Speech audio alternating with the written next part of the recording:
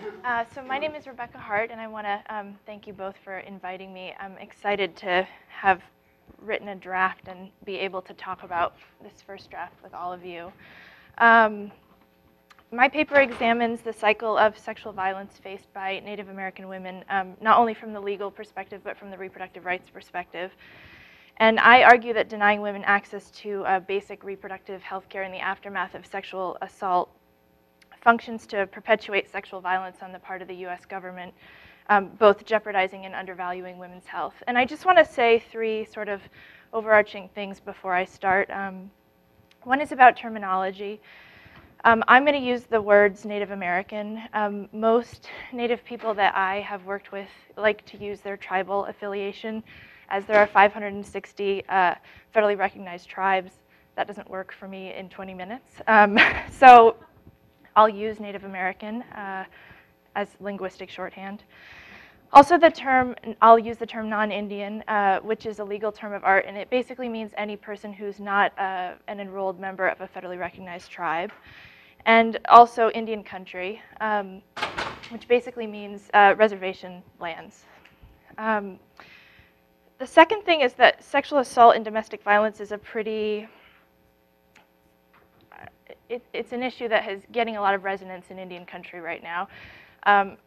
Some things that Deborah said about Cuba really resonated with me. One of the reasons is that because perpetrators are so often non-Indian, I think it's an easier issue for tribes to focus on because they can look outside of their own boundaries at what outsiders are doing to Native women. And the last is that the reason that I decided to write this paper, I'm a litigator, and it's because there is no avenue for litigation right now. And I started feeling a lot of frustration about that. The fact that the courts were not an area to vindicate Native women's rights made me think about the fact that there might be some other things I could be doing, and writing seemed like a good thing to do.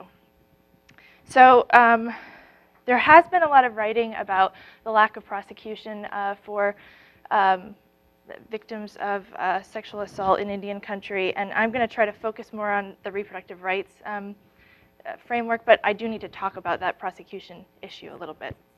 So I'm going to look at three things: the reality of sexual violence in Indian country, the reproductive health care ramifications of sexual violence, and then the US government's complicity in perpetuating that cycle of sexual violence. So the first, and thank you to Jane for teeing this up nicely in the last panel, DOJ statistics say that 1 in 3 Native women have been sexually assaulted in their lifetime. And for obvious reasons that we all know, sexual assault goes underreported. And I think that is particularly true in Native communities where going to the non-tribal police is not always a safe thing to do. Also, many of the Native women advocates that I have worked with and spoken to tell me that they don't know a woman who hasn't been sexually assaulted in a Native community. So I think that the problem is much broader than even the Department of Justice has been willing to acknowledge. And 80% of perpetrators are described by the survivors as non-Indian, and I'll come back to that in a second because that's a really important piece of data. So a little Indian law background. The trust relationship exists between the United States and tribes, and it's a moral and fiduciary duty on the part of the US owed to tribes, which is recognized by every branch of the federal government and is founded in US Supreme Court jurisprudence. The trust relationship also grants Congress a tremendous amount of power to legislate over tribes, and that power extends to abrogating treaty rights. So criminal jurisdiction in Indian country is a mess, very complicated, but I'm going to really oversimplify it for purposes of this presentation. Both tribes and the federal government have authority to exercise criminal jurisdiction over sexual assaults occurring in Indian country when the perpetrator is a Native person, a Native American. The Major Crimes Act, passed by Congress, grants the federal government criminal jurisdiction in Indian country, and sexual assault is considered a major crime. tribes have inherent authority to prosecute any crime in Indian country, but the Indian Civil Rights Act severely limits the punishments that tribes can dole out to a $5,000 fine and/or a year in jail. And next, the federal government has sole criminal jurisdiction to prosecute sexual assaults occurring in Indian country that are perpetrated by a non-Indian, so that is someone who's not enrolled in the tribe. Again, the Major Crimes Act gives this grant of jurisdiction to the federal government, but it was actually the U.S. Supreme Court in 1978 in what can only be described as racist decision called Oliphant v. Squamish Indian Tribe, stripped tribes of the authority to prosecute non-Indians who committed crimes in Indian country. Before 1978, they had that jurisdiction as part of their inherent sovereignty. I will mention that there are 5 states called Public Law 280 states.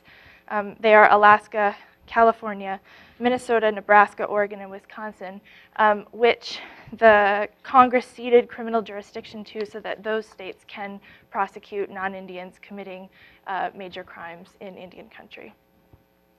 So what this means is that when 80% of the perpetrators of sexual assault in Indian country are non-Indians, with the exception of these 5 states, only the federal government can prosecute these non-Indians for the sexual assault.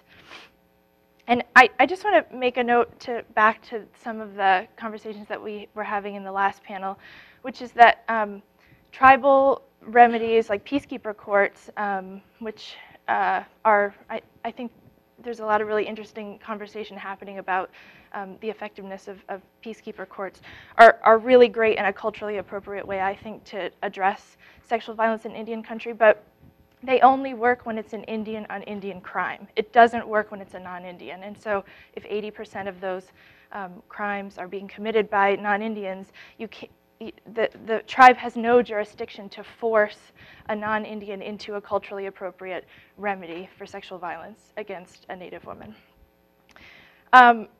Another thing that we know is that the rate of prosecution of these crimes of sexual assault in Indian country is not commensurate with the occurrence of sexual assault. There's been a lot of writing about the lack of prosecution in general, but there's a lot of coalescing right now over sexual assault.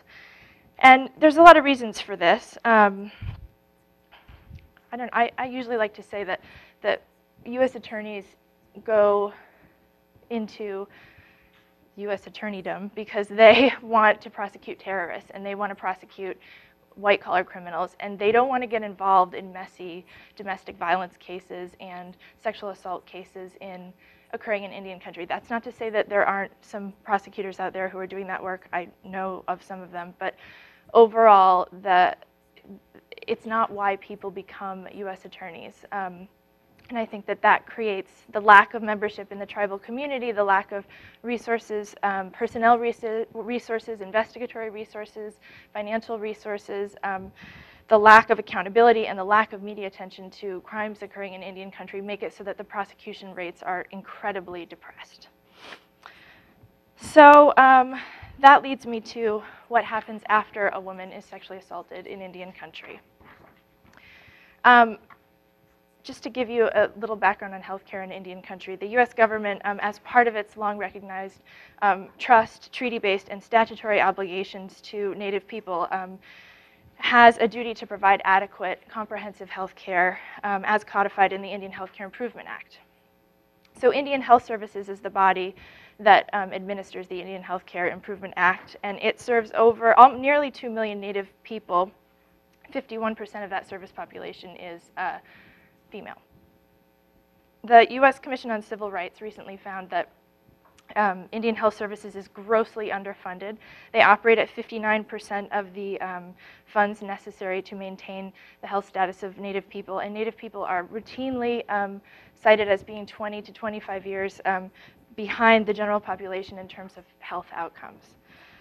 There is not a lot of public information from Indian Health Services about contraception and sex education and reproductive health care that falls outside of the scope of wanted pregnancy. You can find a lot of info about wanted pregnancy. I'm sure all of you know about the Hyde Amendment, which says that no federal funds can be used to fund abortions except in the case of rape, incest, or physical danger to the life of the mother. And because Indian Health Services is federally funded, that means that Indian women can only get abortions in those three circumstances. The Indian Health Manual, which is the sort of go-to book for Indian Health Services, has no protocols about how to treat survivors of sexual assault. It has approved emergency contraception, which is not an abortifacient, and it has also approved the use of mifepristone or RU46 for medical abortions and surgical abortions when indicated under the Hyde Amendment. But the reality is that if you walk into an IHS clinic, there is no way you are going to be able to get an abortion. You can't get the abortion, and should you need one, and you can't get reimbursement for an abortion if you have to go outside of IHS to get one, which you would have to do in order to get one. Just as an aside, because I think it's an important issue to raise, but is a little bit outside of the scope of this paper, IHS facilities also don't stock rape kits. So if you go to an IHS facility, immediately after a sexual assault because you are hoping to collect evidence to get your, the perpetrator, you are basically out of luck. There are a few that stock them. There are some, the Warm Springs Clinic in Oregon has protocols on rape kits and sexual assault survivors, but there's no policy, and there certainly is no funding for rape kits, which also means you can't get emergency contraception, which means that if you get pregnant as a result of the sexual assault, then you are looking at an abortion procedure. It's also good to know that Indian country is big, and you can't just call 911 and have immediate response. It's geographically quite large, but also I know a tribal chairman in North Dakota who told me that you can dial 911, but nothing will happen. There is no one who will pick up the phone. It's a huge issue. So there was a survey done recently of IHS clinics to try to find out what their capacity was for providing abortions in the case of sexual assault, incest, or danger to the life of the mother. And what the survey found was that 85% of IHS facilities are not in compliance with the official IHS policy of allowing, really, 5 minutes? That was fast, of allowing, I'm going to talk really fast now, of allowing abortions in the case of sexual assault. Most of those clinics don't stock emergency contraception, and many of the people in the clinic said that Native women could qualify for Medicaid and that they could get reimbursement for the abortion procedure from state Medicaid funds, which in a state like South Dakota, for example, is just not true. It is not true in a lot of other states too, but particularly difficult in South Dakota. And if you have to go outside IHS in order to get an abortion, obviously we all know it's not as easy as picking up the phone. There are mandatory delay requirements, there's bias counseling requirements. There are many states in which there's one provider, or in the case of South Dakota, there's a provider that flies in once a week from Minnesota. So it's hard to get and expensive to get an abortion. So what this results in is forced pregnancies as a result of sexual assault in Indian country. And I have commonly heard anecdotes from Native activists who say that they know women who've been sexually assaulted and they try to get to the clinic and the car breaks down or someone gets sick and the cost of the abortion is getting higher and higher and higher, and it's just easier to carry the pregnancy to term than it is to get the abortion. So really quickly. The practical effect, I believe, of the Hyde Amendment on Native women's reproductive health care choices in the aftermath of sexual assault, coupled with the negligent manner in which the federal government administers health care to Native people, amounts to a re-victimization of Native women after sexual assault. I won't go into it here, but Andrea Smith, for example, has done a lot of really interesting writing and work about the colonization of women's bodies as a result of sexual assault by non-Indians and the desire for Native women to shed their Indianness after after sexual assault.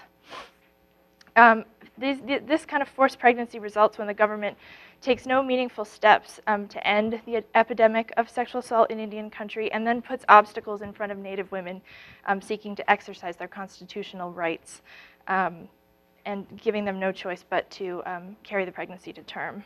I'm going to skip ahead a little bit and discuss the fact that I think that the crux of the issue is that the U.S. government has a positive obligation to protect Native women from sexual assault, and to make sure that they have reproductive health care options and abortions should they so choose as a result of the trust relationship, and that the public-private distinction in Indian country doesn't work at all. The Supreme Court obviously has repeatedly said in DeShaney and in Castle Rock that a lack of state action, that the federal government has no positive obligations unless there's a constitutional deprivation that can be traced back to state action. I reject that when it comes to, well, I reject that period, but I also, in the case of Indian country, I particularly reject it as a result of the trust obligation, which I really strongly believe does create a positive state obligation. It's not a private actor, like a sexual predator or abusive partner, that's acting under the color of state law. But if we want true equality for Native women, which includes freedom from violence, includes the right to bodily integrity, and includes freedom from discrimination, the state is obligated to ensure that women have meaningful remedies from both public and private violence in the aftermath of sexual assault.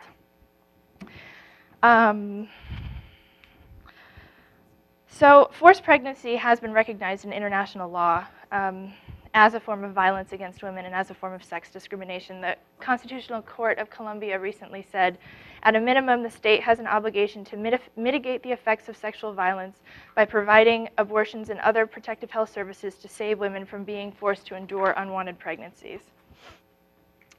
In Harris v. McRae, which was a challenge to the Hyde Amendment on behalf of indigent women in the state of New York, the U.S. Supreme Court essentially rejected this view. And Harris, the position of the Supreme Court vis-a-vis the Hyde Amendment makes it so that Native women can't challenge, I don't think Native women can challenge the Hyde Amendment as applied. But I think that there is a trust challenge there, not with the Supreme Court as currently configured, but the fact that the trust responsibility exists, we could make a challenge that says that IHS has a responsibility based on specific treaties that codify or that lay out the fact that the government must provide health care for Native women, and that these tribes could sue on a violation of the trust relationship as a result of these treaties. The hope being that this would spread to the rest of Indian country once a few of these decisions came down, and I'll leave the rest for the Q&A. Thank you.